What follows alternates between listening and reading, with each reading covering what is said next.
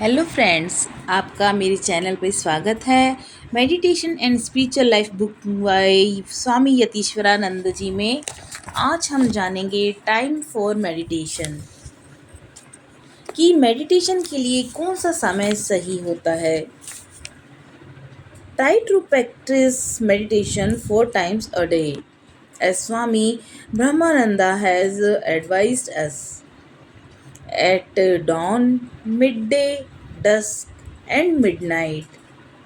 तो स्वामी ब्रह्मानंद जी कहते हैं कि मेडिटेशन का 4 समय करना चाहिए एक दिन में, जिसमें कि भोर के समय जल्दी उठ के, उसके बाद दिन के मध्यांतर में, फिर डस्क टाइम यानी शाम को, फिर मिडनाइट अर्धरात्रि में।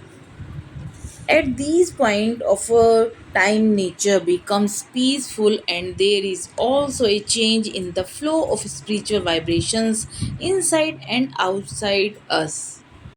तो वे बताते हैं कि ये 4 समय इसलिए उपयुक्त हैं क्योंकि इन समय के अंदर जो प्रकृति है वो बहुत ज़्यादा शांत वातावरण होता है और जो हमारे भीतर और बाहर की जो स्पिरिचुअल वाइब्रेशंस हैं उसमें जो फ्लो होता है चेंजेस का, वो बहुत ही पीसफुली होता है। So those who can not meditate at all these times should at least stick to the morning and evening hours. तो वे बताना चाहते हैं कि अगर ये 4 समय किसी के लिए संभव नहीं है करना, तो वे कम से कम बहुत अर्ली मॉर्निंग और इवनिंग के टाइम में अपना ये मेडिटेशन 2 टाइम तो एटलीस्ट करें ही करें। How many times do we eat in a day? तो वे कहते हैं कि हम एक दिन में कितनी बार खाना खाते हैं। If we can find enough time for physical food, should we not also try to make time for spiritual food? वे कहते हैं कि अगर हम अपने शारीरिक भूख के लिए खाने का समय निकाल सकते हैं, तो हम अपने आध्यात्मिक भूख के लिए समय क्यों नहीं निकाल सकते? Which is absolutely necessary for a healthy mind. क्योंकि जो हमारी जो फ्री स्पिरिचुअल फूड है वह हमारे हेल्दी माइंड के लिए भी उतना ही ज़रूरी है जितना फूड जो है हमारी फिजिकल के लिए, हमारी शारीरिक भूख के लिए ज़रूरी है। So when we are hungry we run and snatch some food. तो जब हम भूखे होते हैं तो हम भागते हैं कुछ ना कुछ खाने के लिए। We must feel hungry for spiritual food also. तो हमें आध्यात्मिक भूख की भी बहुत ज़्यादा लालसा होनी चाहिए। तो then we will not complain about lack of time. तो उस समय हम हमारे जो समय कम है इसकी जो हम शिकायत करते हैं वह नहीं कर सकेंगे। Morning is the best time for meditation. प्रातः काल का जो अर्ली मॉर्निंग का समय होता है वो सबसे बेस्ट टाइम होता है मेडिटेशन ध्यान अवस्था के लिए। The night sleeps will have erased or quietened many of our memories and it is easier for us to concentrate them. रात की गहरी नींद के बाद जब हम जागते हैं तो हमारे दिमाग में जो पिछली बातें मेमोरीज होती हैं वे तब तक अर्ली मॉर्निंग में शांत हो चुकी होती हैं और मिट चुकी होती हैं। तो उस समय हमारे लिए बहुत आसान होता है ध्यान अवस्था में कंसंट्रेट करना। As soon as you wake up salute the lord and repeat his holy name. तो जितना जल्दी आप उठते हैं तो सबसे पहले आप अपने परम पिता परमात्मा को नमस्कार कीजिए और उनके नाम का जाप कीजिए। Fill your mind with the mantra and the holy image before you think about worldly affairs. तो प्रातः जल्दी उठने के बाद आप अपने जो माइंड को आपको भरना है मंत्रा से, या फिर जिन भी भगवान की आप पूजा करते हैं उनकी जो होली इमेज है उसके बारे में आप निरंतर सोचिए, मंत्रा जाप कीजिए। उसके बाद ही आप जो दुनिया के बाकी तमाम चीज़ों पर जाइए। Never allow the mind to dwell on worldly thing as soon as you get up from bed। अपने माइंड को कभी भी अलाउ मत कीजिए कि जैसे ही आप बिस्तर से उठें आप अपने हाथ में मोबाइल लेकर के बैठ जाएं या अपने दुनियादार की बातों में व्यर्थ का सोचकर अपना समय व्यर्थ गंवाएं। So the conscious mind is then not active and the unconscious mind is more receptive. क्योंकि उस समय जो हमारा चेतन जो मन है वह एक्टिव नहीं होता और अचेतन मन है वह बहुत ज़्यादा रिसेप्टिव मोड में होता है। तो उस समय so whatever suggestions you give to your mind at the time sinks down deep into the unconscious. तो उस समय जो अर्ली मॉर्निंग आप अपने दिमाग में जो भी बात जो भी चीज़ें भरेंगे वह अनकॉन्शियस माइंड में डीप डाउन हमारे चली जाएंगी। The small hours of the morning just before dawn are the most precious for spiritual aspirants and should be fully utilized for japa and meditation. तो सुबह अर्ली मॉर्निंग के जो कुछ घंटे हैं वह बहुत ज़्यादा प्रीसियस होते हैं, बहुत कीमती होते हैं एक आध्यात्म के रास्ते पर जाने वाले एस्पिरेंट्स के लिए।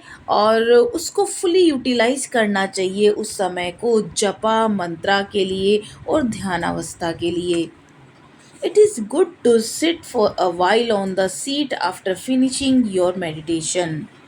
तो जब आपका मेडिटेशन फिनिश हो जाए जिस सीट पे आप बैठे हैं तो आपको ज़रूरी है थोड़े समय के लिए वहाँ पर और बैठें तो ये ज़्यादा अच्छा होगा।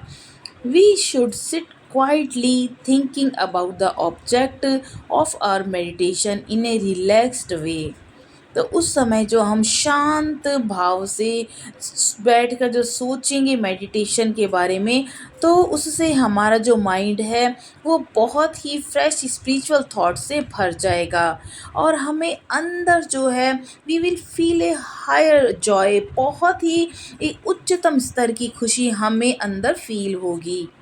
Where does this joy come from? तो ये जो खुशी हमारे भीतर से आ रही है ये कहाँ से आ रही है? It comes from the deeper layers of the mind.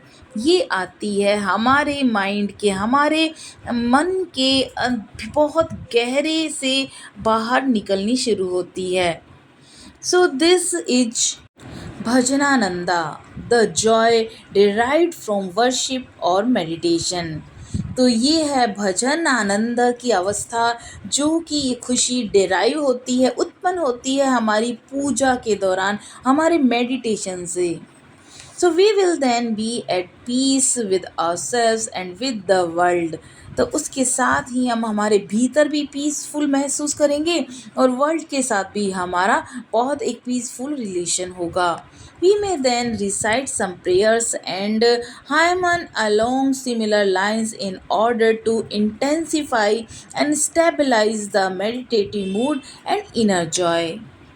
साथ ही साथ हम हमारे जो भगवान हैं उनकी प्रेयर्स कर सकते हैं, प्रार्थना कर सकते हैं, हम कुछ मंत्रोच्चारण या भजन गा सकते हैं जिससे कि हमारे जो अंदर की ऊर्जा है वह बहुत ज़्यादा इंटेंसिफाई हो जाए और गहरी हो जाए और स्थायी हो जाए। वो मेडिटेशन हमारा जो मूड है वह बहुत हमारा और एनर्जाइज हम खुद को फील करें और इनर जो है हमारा और ज़्यादा बढ़ जाए।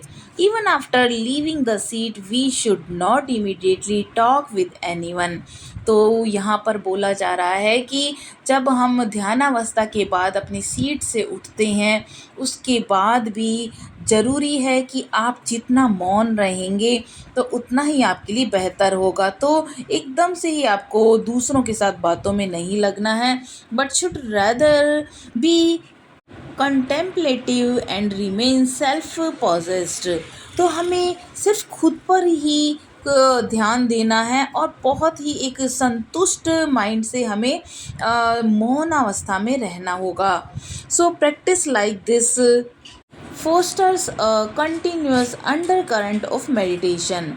तो इस तरह की जो प्रैक्टिस है ये कंटिन्यूअसली हम अंडर करंट में रहते हैं मेडिटेशन की and helping us to keep our mind on a high level. तो इसके कारण क्या होता है हमारा जो माइंड है वो हाई लेवल तक चला जाता है और हमें उस स्टेट में रहने में हेल्प करता है।